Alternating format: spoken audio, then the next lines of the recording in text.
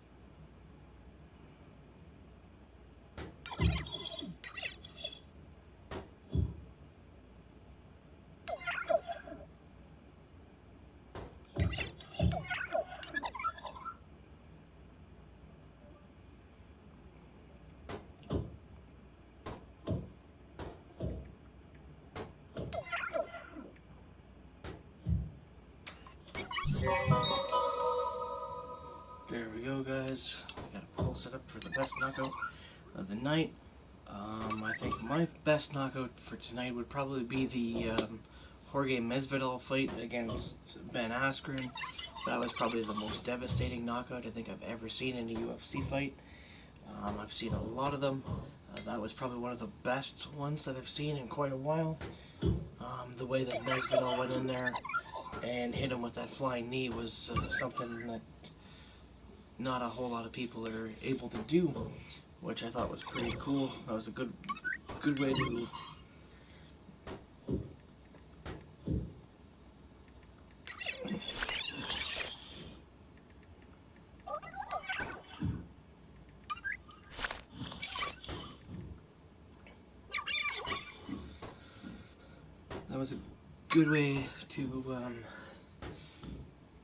to solidify himself as one of the top contenders in the welterweight division. I think with that win over Ben Askren, it definitely puts him closer into the title picture. Whether it be Robbie Lawler next for him or Kobe Covington. What Jorge Masvidal did in that fight was nothing short of spectacular. But let's start off with Michael Chiesa and Diego Sanchez. Now this fight wasn't too bad. It was the first one to start off the card. I liked the way that Chiesa came in there and basically dominated Diego Sanchez throughout the fight. The way that he was able to, get the takedowns in on him, work a little bit of his ground and pound skills. He nearly got a couple submissions off a couple times, which I thought was pretty cool. That he was able to do that to really tough guy in Diego Sanchez, which I thought was really well done for Michael Chiesa. It was a great way to start off the card. But then we go into the second fight, Blachowicz against Luke Rockhold, which I thought was a really good fight. Blachowicz came out really good in that fight. He landed a lot of big shots, but so did Rockhold at the start, until Blachowicz basically caught him with that one punch and just put him to sleep, which I thought was nothing short of spectacular. That was a really good knockout. There's a few of them on this card too that were good knockouts. The Masvidal knockout of Ben Askren was probably the best knockout that I've seen in such a long time going into a UFC event. I mean, Ben being known for his wrestling, he's super dangerous on the ground. He's really good, well-rounded fighter, but Masvidal just came in there with something different. That flying knee came out and basically put him to sleep 5 seconds into it. That was probably that definitely was the quickest knockout in UFC history, was the 5 seconds for Masvidal. So, I mean, hopefully we see Masvidal get a title shot next, but it all depends what the UFC brass wants to do with that one. If he gets a title shot, or if he has to fight either Robbie Lawler or Kobe Covington, depending who wins that fight. But that, I think, was knockout of the night on this card for UFC 239. that was definitely knockout of the night for sure for me. Holly Holm and Amanda Nunes was a really good fight. Holm started off strong, landing some leg kicks, kind of keeping Nunes to the outside. But when Nunes finally connected with Holly Holm, and she was finally able to land that head kick, like Holly's famous for, like in the Ronda Rousey fight and other fights where Holly was able to capitalize with that leg kick. When Amanda Nunes finally landed that shot, that would definitely put the lights out on Holly Holm. So I'm not sure what they're going to do next for Amanda Nunes. I know they're thinking maybe she goes in and defends her 145-pound title against either the winner of, I think it's Felicia or Cyborg. So whoever wins that, I think will be next for Amanda Nunes.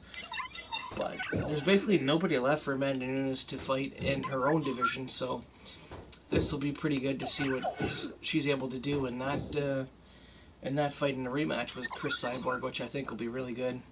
I mean, I think Cyborg might have learned, but Amanda Nunes has just got incredible power, and she's just very talented in the division. She's got the most wins right now of any female UFC fighter. She's definitely going to be tough for anybody to beat in that division. I think there's not really many female fighters that are up and coming that are going to be able to take away what Amanda Nunes has done in this sport. So it's going to be tough to see what they do next. Maybe Durandamine. I know that fight's coming up next week. So if maybe Durandamine wins, maybe she gets next in line for the bantamweight title shot. But right now, I think where we're at with Amanda Nunes is going to be set to defend the featherweight title against the winner of Cyborg and I think it's Felicia, but let me just double check. So I'm right here. Let's see. Yeah, Felicia Spencer. So the winner of Spencer and Cyborg is probably what's next for Holly Holm. So definitely keep you guys posted if we find out what's next for Holly Holm, or if not for Holly Holm, for Amanda Nunes in the title picture, which I think is going to be pretty good. We move on to the John Jones fight. It wasn't too bad. Santos started off really good. He was landing some leg kicks. At times it looked like Santos maybe got the best of John Jones. He hit him with a few leg kicks that kind of hurt him and stunned him a little bit. But besides the little leg kicks, there wasn't really much that Santos was doing to really put pressure on Jones. Jones was mainly the guy that was pressuring Santos the most. It didn't seem like it in the first round because Santos looked like he definitely outstruck John Jones in the first round. Then we get into the second round where it's a little bit more of the same. Santos was landing a lot more shots on Jones. Jones was landing, but he was more so like being defensive and landing like littler shots, but not the same kind of power was what Santos was bringing against John. But John did a really good job of, weathering the early storm. He didn't have a clue that Santos would be as strong as he was in this fight, and he didn't really realize all the weapons that Santos had. But I think Santos was a little bit compromised too because of his knee, as you could see a few times when he was landing some kicks and some other shots that his knee was kind of giving out a little bit, which kind of gave a little bit of an edge to John Jones on that side. John realized his knee was going out on him a little bit, so he would apply pressure and start landing some leg kicks and the oblique kicks that John does really well. He was landing a lot of those later on in the round. The third round, it seemed like John Jones kind of woke up a little bit, and he was landing a few more shots than Santos, but Santos was still hanging in the fight, besides the fact that his knee looked like was going out on him. But he put up a really good fight against John Jones for 5 rounds. I was surprised it was as close a decision as it was, but I mean, those two really put it up. It was all because of that third round when John was, putting the more pressure on Santos and landing like the little leg kicks and littler shots. But you got to really pressure the champion. You got to really, stun him and put damage into the champion in order to take the title away from him. So, I mean, it wasn't John's best performance by far. He's had a lot better performances inside the octagon. It was probably one of John's weaker performances that we've seen in a while, but it was also against probably one of the tougher guys in the division with striking and stuff like that John hasn't faced in a while. So that was definitely a really unique challenge that he passed well. So I'm not sure what they do next for John Jones. It's really hard to say because he's pretty much cleaned out the whole 205-pound division. There's not really much else left for him. Maybe he fights Blachowicz down the line, or maybe he gets another crack at Anthony Smith. But right now, it's kind of hard to say what the UFC does with John Jones on that aspect. With another win tonight, he's tied George St. Pierre for the most title defenses at 13. I believe he's closing in on the wins, but I'm not sure. I mean, I know his last couple of performances haven't been that bad, but I found tonight Jones didn't really look like the same John Jones as we've seen like before. And then I realized that too in his last fight when he was fighting against Alexander Gustafsson, that John Jones really struggled. It wasn't until like the later rounds where Jones would, be landing the shots and putting the pressure on Gustafsson. His style's kind of changed now. It's kind of like he lets the other fighters, bring the pressure to him and land more shots. Then the later rounds, John starts to kind of figure it out and land the shots that he thinks are going to get the job done and get him the victory. But, I mean, tonight was definitely not his best performance by far, but it was good enough for him to get the victory, which I thought was pretty good. And I'm interested to see where the UFC goes next with the John Jones, what they do with him. But other than that, we got a couple of good fights coming up. October, they announced, what's his name? Robert Whittaker will be facing off against Israel Adonijah. That was officially announced. They officially announced, the Dustin Poirier fight with Khabib Nurmagomedov, which is September 7th from Abu Dhabi, which I think is going to be a really good fight. If you want to catch that one, it's going to be an early start for that one, guys. It'll be a 2 p.m. start Pacific time, which for us down here is like 5 o'clock, so I'm not sure what it would be for you guys, but for us it's 5 o'clock, so you'd have to go on the ESPN app and order it really early to be able to watch that match. But I mean, that card doesn't sound too bad. I mean, it's also was announced today during the event that Paul Felder will be facing off against Edson Barbosa, which is also going to be a really good fight. Definitely looking forward to see what they do there. To see if Edson can get the victory. Maybe he moves up a little bit further down up the ladder. No, the bantamweight division is wide open on that one.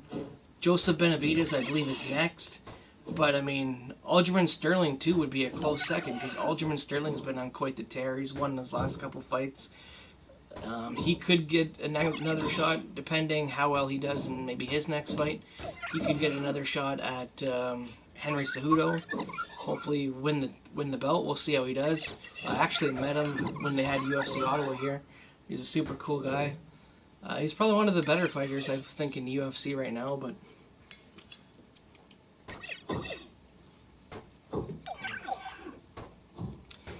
what's going on, guys? We're just breaking down UFC 239. Jones versus Santos. What were your thoughts on that main event? Did you enjoy the Jones fight versus Santos, or did you think it was a pretty lackluster fight and it wasn't really worth the money?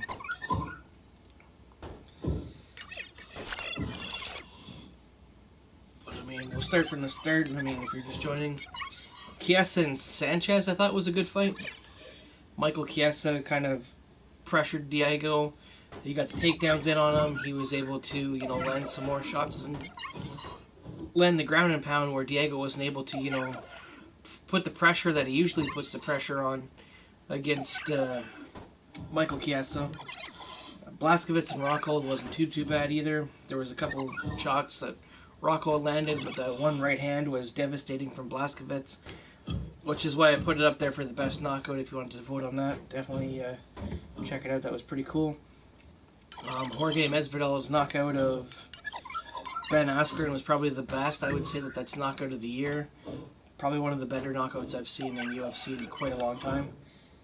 Holly Holm and Nunes, as I said earlier, Nunes started off slow, and Holly kind of started off a little bit strong with landing some kicks here and there.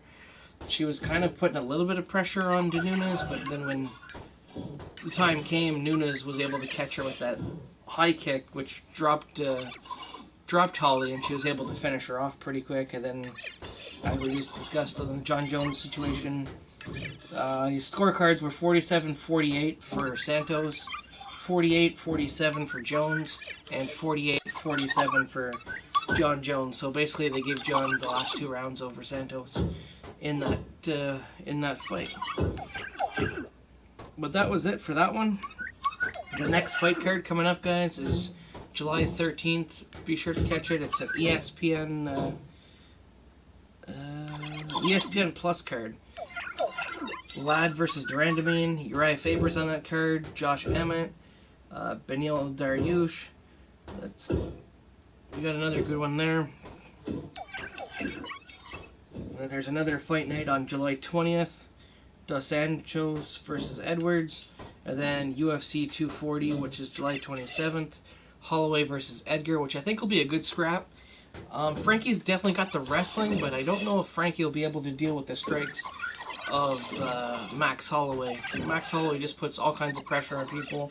He's able to break them really easy, and he's just able to, work that much harder than his opponent in order to get the victories half the time. So that's definitely going to be a good one to catch, guys. If you're interested in that one, that's July 27th on the pay-per-view.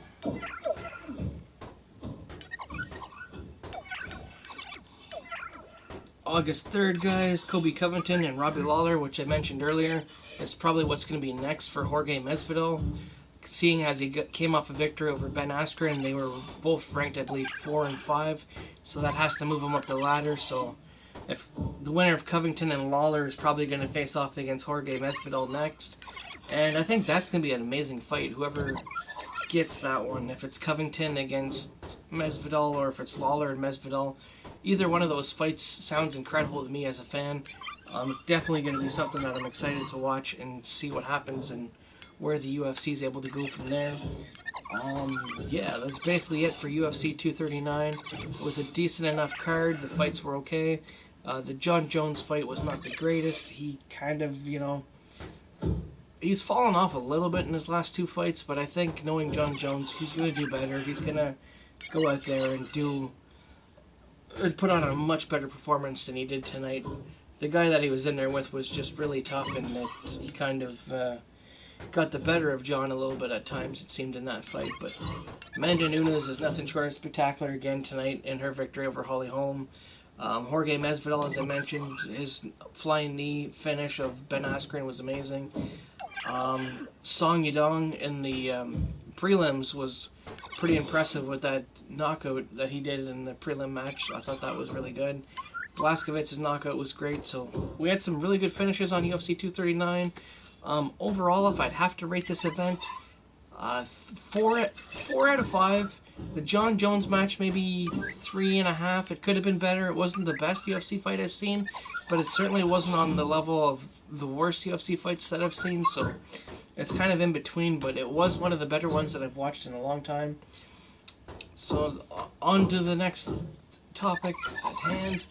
Khabib Nurmagomedov and Dustin Poirier. That's going to be an amazing fight. Whoever wins that is... Dustin says that he's the one to do it, to put the pressure on Khabib, to be able to stop the takedowns and get the finish, so we'll see if he's able to stop the wrestling of Khabib, the takedowns, and the strikes, because Khabib is not a bad striker, but we'll see what happens with that one. I know there were talks of George St. Pierre possibly fighting Khabib Nurmagomedov, but Dana White has since shot those down, saying that because George didn't take the fight after he won the title against Michael Bisping, he didn't defend it, and he vacated it and retired, that George is no longer, he doesn't want George to come back up to the lightweight division, win the title, and then not have to defend it, so he doesn't want that happening, so... And it's understandable, too. It does make a lot of sense to me as well. It's a great fight for the fans. It's definitely something that I would like to see as George St. Pierre against Khabib Nurmagomedov, but it's something that, the UFC will have to work on. He said if he really wants it bad enough, they'll probably do it, but the fight just doesn't really make sense for them at the time, which is understandable when you got Tony Ferguson on the win streak that he's been on, and you got Conor McGregor. There's still interest in the Conor McGregor rematch with Khabib. I think personally Conor should fight one more fight, whether it be Conor fighting against Tony Ferguson to determine who would be the number one contender to fight Khabib, or Conor McGregor taking on Cowboy Cerrone, who is kind of also just sitting there in the mix because his last fight, he wants to run that back against Tony Ferguson because of, if you've seen the last fight with Cowboy Cerrone and Tony Ferguson, I believe it was in the June pay-per-view, he hit him with a good shot at the end of the bell, and then Cowboy's eyes swelled up, and then he blew his nose, and he couldn't see, so he couldn't continue on the fight. But I know UFC talked about running that one back, so it all depends on what they want to do with that situation. Maybe that's what's next for Tony Ferguson, but I think Tony has basically earned his shot at the title. So if they do another match for the belt with Khabib, if he sticks around, because I know he said that he wants 3 more fights, basically, is what Khabib Nurmagomedov said. He wants Dustin Poirier, who's up next. He wants Tony Ferguson and George St. Pierre. So he's still going to be around for a few more fights, which is a good thing because he's probably one of the most entertaining fighters in the UFC to watch. So if you definitely like good striking, well, good wrestling, if you like good wrestling, then Khabib is definitely one of the guys to watch with the way that he does his takedowns. The way that he's able to dominate almost everybody that he's faced. Conor McGregor was a great striker. He came in there with a good game plan. Khabib was able to take him down multiple times, get the submission.